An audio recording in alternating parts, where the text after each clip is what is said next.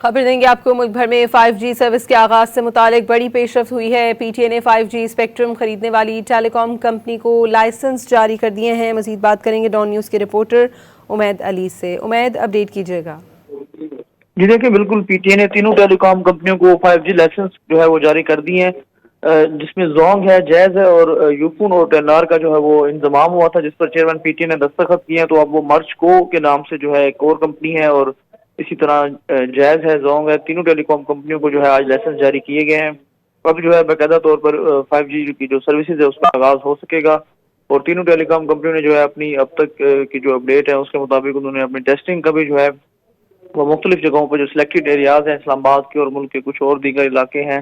وہاں پہ اس کا جو ہے وہ انہوں نے ٹیسٹنگ کی ہے، اور پی ٹی اے جو ہے نا اس تمام تر صورتحال کو جو اب چیک اینڈ بیلنس کرے گی۔ اب تک کی جو سب سے بڑی جو 5G سے حوالے سے جو پیش رفت ہے وہ پی ٹی اے نے تمام جو تینوں ٹیلی کام کمپنی ہیں ان کو 5G کے لائسنس جاری کر دیے ہیں۔ اب کچھ ہی جو ہے وقت وہ باقی رہ گیا، جس کے بعد